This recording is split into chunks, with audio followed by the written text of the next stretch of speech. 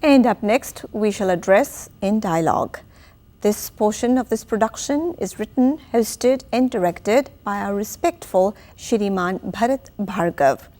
This week, Sir Bhargav says, quote, "Tanazzul ki had," unquote. Let's take a look. Namaskar, I'm Bharat Bhargav. Thanks for joining In Dialogue. Folks, you do have to hand it to God that creation of two genders was his most amazing, ingenious and magical gift to humanity. It is truly worth being grateful for. In this beautiful context, you may have heard the expression Eve teasing, a euphemism for boys teasing girls on the street or other public settings. One time, Eve teasing might have been an innocent, flattering flirtation by boys, with possibly elements of amusement and approval by the girls, grudgingly or otherwise.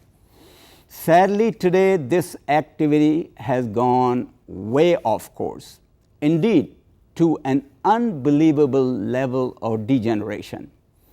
I cringe at the realization that every girl and woman everywhere in the world walks on the streets in a constant state of fear of verbal or physical attacks by men. Half of humanity has suffered like this for a long time, and what shocks me is that there is virtually no outrage. It isn't as though there are two tribes that have been in constant war with each other. Every one of us are in the midst of our mother, father, brother, sister, son and daughter, and love each other dearly. Yet collectively, the problem of men's emotional and physical violence against women is endemic worldwide. Assaults on women are commonplace on the streets, in the offices, even in the military. Past Friday, a 9-year-old was assaulted in the worst way by a man on H Street in Washington at 12:30 p.m. New Delhi has been witnessing some of the most high-profile assault cases. And now we hear that in Cairo, a city that I have greatly admired for a long time, this is happening in plain sight of crowds of people every day. Right on Tahrir Square that we hear about a lot. And there is such muted and half-hearted response worldwide. Having laws against such offenses on the books is not enough. Not only are there numerous odds against enforcement of these laws, many in the society are giving it a completely reversed and perverse interpretation and blaming women for such occurrences. According to a recent study in Turkey, 33% of police officers suggested that many women deserve such assaults. And nearly 50% of professional groups believe that the physical appearance and behavior of women tempted men to do so. Okay, let's reverse the role for a moment. What do you suppose, why do you suppose men drive flashy cars or wear expensive suits and watches? There can be many reasons for doing so: gratification, impressing someone in particular, or plain showing off. But I guarantee you, attracting thieves and robbers will not one of the reasons. Then why do we imply that women are attracting criminal elements by their appearance? I do understand the message behind slut walk phenomenon. To me, these demonstrations are only challenging men folk to make up their minds if they want the option of appreciating the beauty of one of God's marvels without violating their trust. Or is it that they don't deserve it and must be deprived of it because they lack self-discipline? Frankly, men should be grateful for the immense effort women put in to make this beautiful gift of God even more glamorous. You do want to see a diamond necklace in a velvet box, not a brown paper bag, don't you?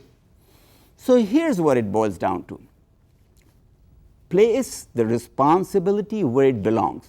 The use of abusive language, harassment, or any level of assault should be considered as shameful an act as stealing, robbing, or murder are.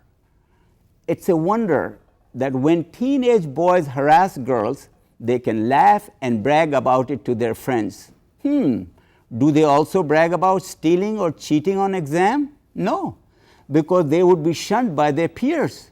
There is a strong stigma attached to stealing and cheating, but not so with molesting. Don't you agree that there needs to be a complete, total rejection of this attitude? You may recall the massive public announcements we used to have against smoking.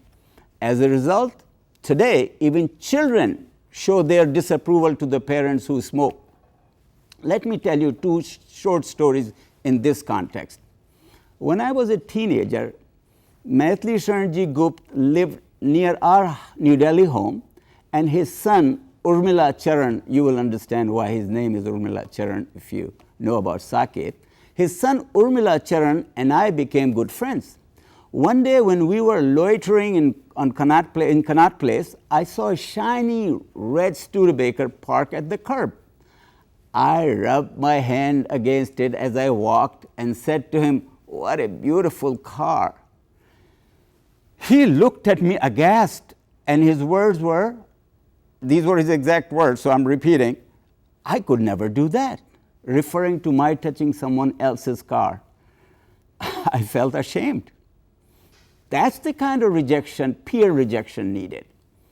Recently, second story. Recently, my brother Vikram and I had gone to Union Station to pick up someone. So once our guest was in the car and we were driving home, I dictated a text on my cell phone that we were on our way. My ever so loving and respecting younger brother sitting in the back seat saw me do that and said, "Bhai Sahab, I'm calling police to tell someone is texting while driving." This is how unwavering rejection needs to be. I'm an optimist. Maybe things had to get as bad as they have gotten today for the world to sit up and take notice of this pathological situation. There is a शेर, तनज़्ज़ुल की हद देखना चाहता हूँ.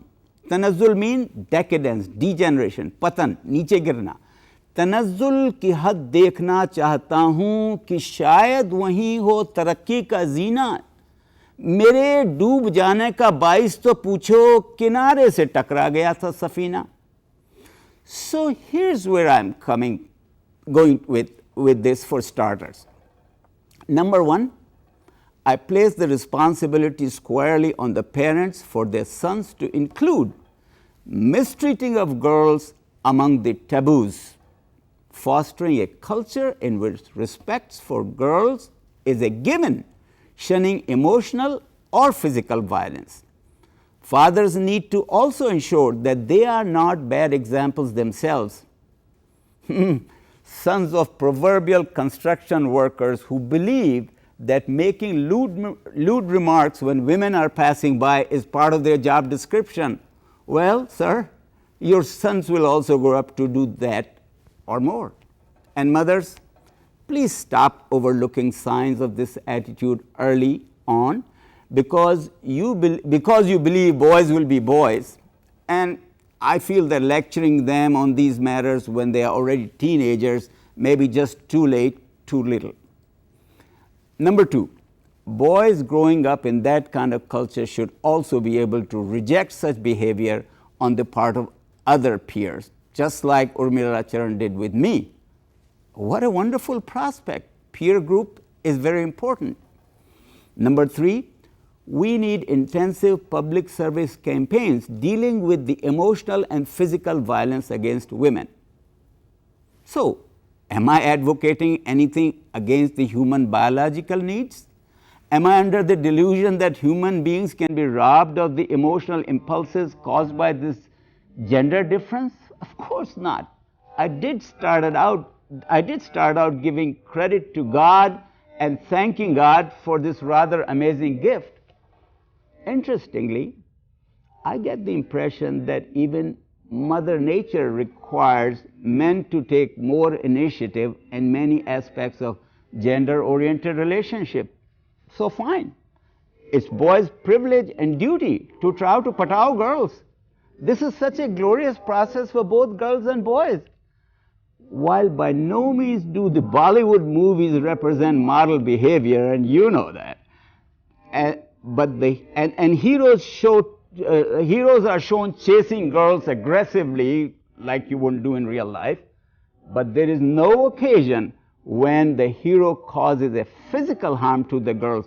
Villains do, and that's the distinction I'm trying to make. My hope today is to initiate a serious dialogue in the Asian American community toward mitigating this gross negligence and failure. Is it too much to ask that half of humanity can feel safe on the street or at home when alone? Well, thank you very much for listening.